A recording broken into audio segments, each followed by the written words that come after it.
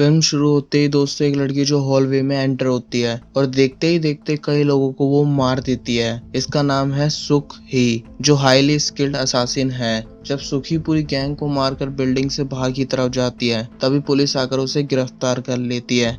Next scene में सुखी की आंख खुलती है, तभी वो किसी गैस के कांटेक्ट में आती है और फिर बेहोश हो जाती है। दोस्तों सुखी की इसी हालत में प्लास्टिक सर्जरी करी जाती है, जिससे सुखी का चेहरा ये हो जाता है। एक दिन वो खाना खा रही होती है, तभी फिर से उसे बेहोश करने वाली गैस छोड़ी जाती है। तभी कुछ लोग सुखी का पूरी तरह से अनकॉन्शियस होने का वेट करते हैं और वो लोग सुखी को लेने जाते हैं। तभी वो उन लोगों पर अटैक कर वहां से भागती है। सुखी को भागते time dance area, kitchen area, theatre stage और मेकअप रूम तक दिखता है। ना ही उसे और ना ही हमें समझ में आता है कि वो आ कहाँ चुकी है। मेकअप रूम में उसे एक लेडी मिलती है जो उसे बाहर का रास्ता दिखाती है और वो लेडी एक जगह कूदकर उसे भी वहां से भागने को बोलती है। और जब सुखी वहां से जंप करती है तभी वो लेडी उसे के कंधे पर गोली मार देती है। दोस्तों ये सब जो भी कुछ हुआ, इसे ब्लैक सूट पहने कुछ लोग मॉनिटर कर रहे होते हैं। कुछ देर बाद उसे होश आता है। अगले दिन सुखी उसी लेडी के सामने बैठी है जिसका नाम वोनसुक है।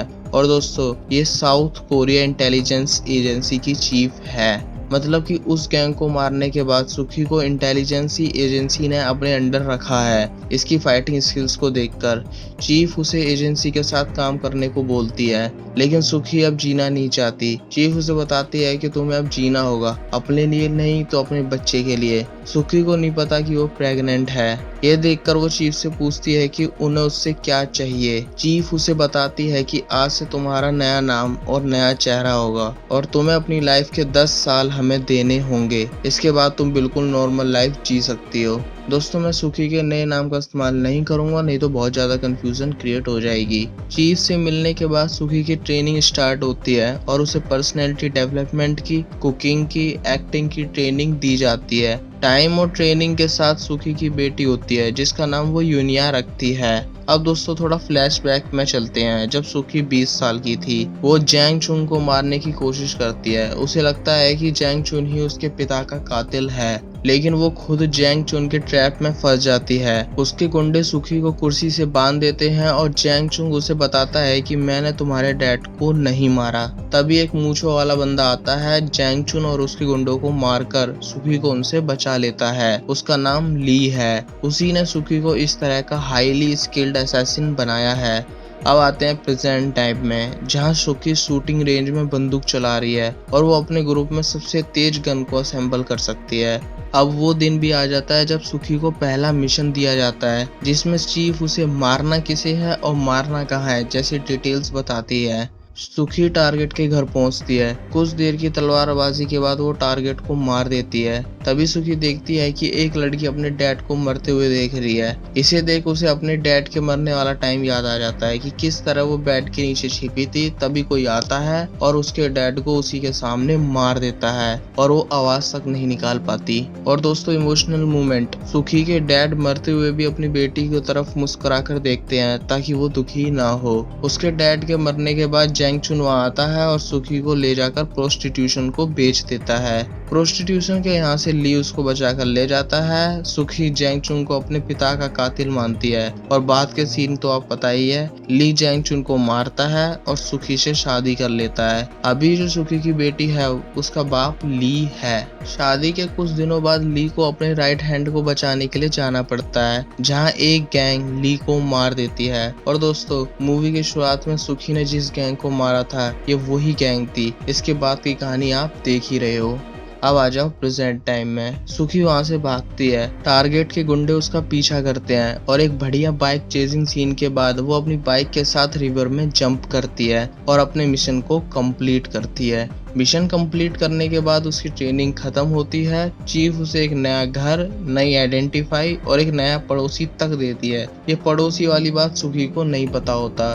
दोस्तों ये वही पड़ोसी है जिसने सुखी को पूरी ट्रेनिंग के दौरान मॉनिटर किया था। वही ब्लैक सूट वाले बंदों में से एक है। अब चीफ ने उसे सुखी की लाइफ का हिस्सा बनने और उस पर नजर रखने के लिए भेजा है। इसका नाम हिंसू है। सुखी की नॉर्मल लाइफ अब शुरू हो जाती है। अपनी बेटी को स्कूल छोड़ना, ग्रोसरी लेने सुपरमार्केट जाना, स्टेज करना, और हाँ, हिंसू बार बार उसके नजदीक आने की कोशिश करता है, अननेसेसरी हेल्प तक करता है, जिस कारण वो चीफ से कहकर उसका बैकग्राउंड चेक करवाती है। लेकिन चीफ भी उसे वही कहानी सुना देती है जो हिंसू ने उसे सुनाई थी। एक दिन सुखी स्टेज कर हिंसू के साथ वापस आ रही होती है, तभी उसे अपने एक एजेंट दोस्त का फोन आता है जिसको उसका पहला मिशन मिला है। सुखी हिंसू को अपने घर बेटी की देखभाल के लिए छोड़कर अपने दोस्त के पास जाती है मिशन को पूरा करने के लिए। वो दोनों एक होटल रूम में जाते हैं जहाँ दो लोग हैं। सुखी टारगेट के फोन से डेटा कॉपी कर लेती है, लेकिन उन दोनों को इन दोनों पर शक हो जाता है और एजेंट्स और टारगेट की काफी देर तक फाइट होती है, जिसमें टारगेट तो मर जाता है लेकिन सुखी की दोस्त को गहरी चोट लग जाती है। सुखी अपनी दोस्त को उस बिल्डिंग से बाहर ले जाती है जहां चीफ डेटा का वेट कर रही है। सुखी चीफ को कई बार बोलती है कि प्लीज एजेंट को हॉस्पिटल ले चलो, लेकिन जब तक वो डेटा को एक्सेस नहीं कर पाते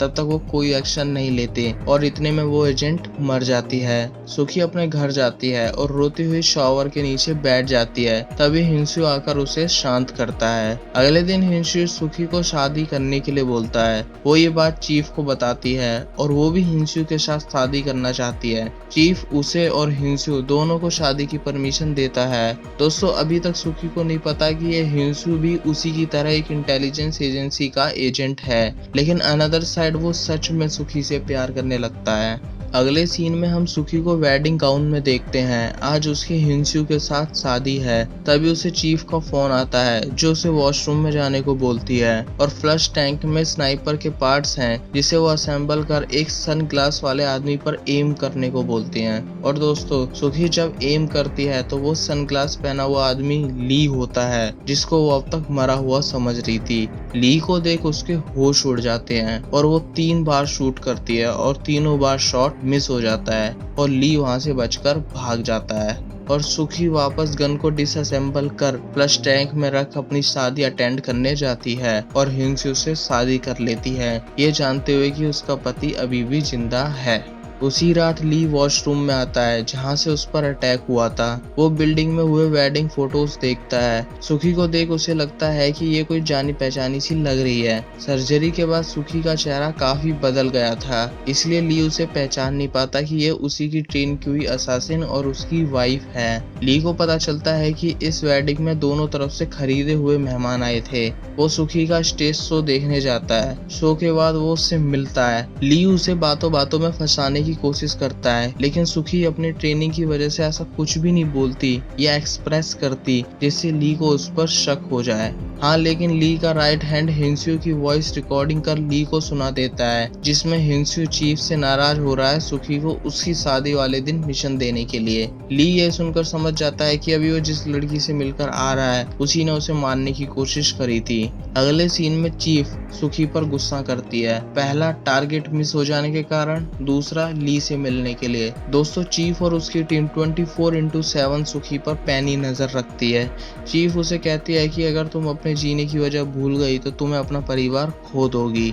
हिंसू सुखी की पूरी हिस्ट्री, पूरा बैकग्राउंड चेक करता है जिससे उसे पता चलता है कि ली सुखी का एक्स हस्बैंड है। एक दिन मेकअप रूम में कोई सुखी को बुके भेजता है एक कॉम्प्लीमेंट लेटर के साथ जिसके अंदर एक पेन ड्राइव लगी हुई है और लेटर में एक फोन नंबर भी है। सुखी गली मोहल्ले के सारे सिविलियन कैमरे से बच एक कैफे में जाती है। उसे पता है कि एजेंसी उस पर नजर रखे हुए है, इसलिए वो छिपकर पेन ड्राइव को एक्सेस करती है जिसमें उसे वही रिकॉर्डिंग मिलती है जिसको अभी ली ने सुना था हमला होने के बाद। रिकॉर्डिंग सुन सुखी का एजेंसी और हिंसू पर से भरोसा उठ जाता है क्योंकि इन लोगों ने अब तक सुखी को एक ट्रैप में फंसाया हुआ था और उसे लगता था कि वो अपनी मर्जी की जिंदगी जी रही है। सुखी समझ जाती है कि ली ने ही ये रिकॉर्डिंग भेजी है, इसलिए वो उसे बताती है कि एक एजेंट उसे मारने आ रही है। टिप मिलते ही ली के लोग उस एजेंट का अच्छे से स्वागत करते हैं और नेक्स्ट मॉर्निंग सुखी को चीफ अपने साथ हेडक्वार्टर ले जाती है और फिर उसे उसके परिवार को खत्म करने की धमकी देती है। सुखी उसे हंसकर बताती है कि अब उसे सब कुछ पता चल चुका है कि उसका पति हिंसू एजेंसी का ही आदमी है।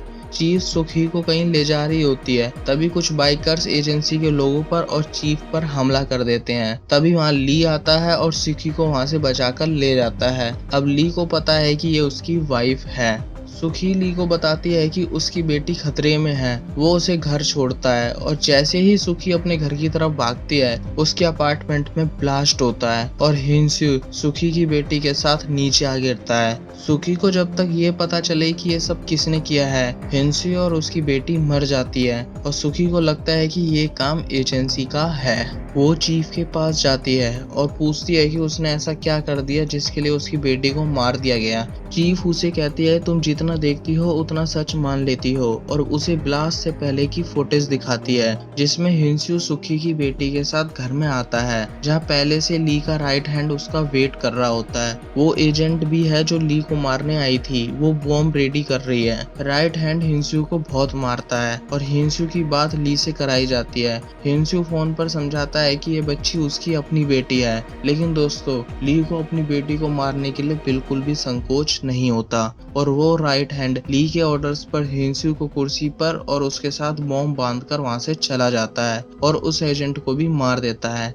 और जब सुखी अपार्टमेंट के पास पहुंचती है तो ली का राइट हैंड बॉम्ब एक्टिवेट कर देता है, जिस कारण हिंस्यू और यूनिया मर जाती है। और दोस्तों हिंस्यू एंड मूवमेंट तक सुखी को बचाने की कोशिश करता है। यह फुटेज देख सुखी को अपने ऊपर बहुत गुस्सा आता है, क्योंकि उसने जिस पर भरोसा किया उसी ने उसे धोखा दिया है। उसे अपनी लाइफ की झूठी लगने लगती है। दोस्तों अब आ जाते हैं क्लाइमैक्स पर। सुखी कार के थ्रू उस बिल्डिंग में एंटर होती है जहां ली और उसकी गैंग है। वो उसी स्टाइल में सभी लोगों को मारती है जो स्टाइल हमने मूवी की स्टार्टिंग में देखा था। काफी लोगों को मारने के बाद उसके सामने ली आता है जो ये सोच रहा है कि अगर वो उसे बना सकता है तो मिटा भी सकता है। फिर काफी देर तक एक न्यूट्रल फाइट होती है, लेकिन कुछ देर में सुखी उस पर भारी पड़ जाती है।